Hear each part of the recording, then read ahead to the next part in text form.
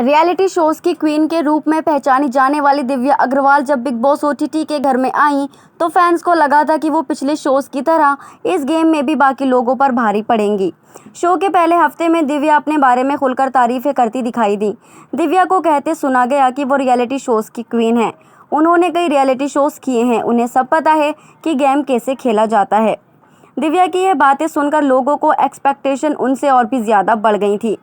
दोस्तों, अगर आपने अभी तक हमारे चैनल को सब्सक्राइब और वीडियो को लाइक नहीं किया है तो ज़रूर कीजिए ताकि हमारी लेटेस्ट अपडेट आप तक पहुंचती रहे। लेकिन जैसे जैसे गेम आगे बढ़ता गया, घर के दूसरे कंटेस्टेंट्स जैसे निशांत, प्रतीक सहजपाल, नेहा भसीन और शमिता शेट्टी दिव्या के गेम पर पूरी तरह से भारी पड़ते हुए दिखाई दिए। इन चारों कंटेस्टेंट्स के बीच दिव्या अग्रवाल और उनका गेम कहीं खो गया।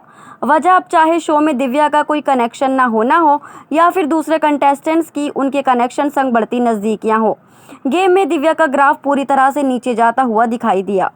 ज़ीशान खान के घर से बाहर होते ही दिव्या घर में बिल्कुल अकेली पड़ गई। कनेक्शन न होने की वजह से वो टास्क की सिर्फ संचालक बनकर ही रह गई, जबकि दूसरे कनेक्शन अपनी बॉन्डिंग से पूरे गेम की लाइमलाइट लूट ले गए। शो में दिव्या सिर्फ एक आम कंटेस्टेंट्स बनकर रह गई, जिनका अपना कोई गेम प्लान ही नहीं रहा। बिग बॉस ओटीटी में जिस जोश और जज्बे के साथ दिव्या ने एंट्री की थी, वो 2 हफ्ते में ही अपनी चमक खोती दिखाई दी। बीते संडे का वार एपिसोड में करण जौहर ने दिव्या को उनके गेम का आईना दिखाया।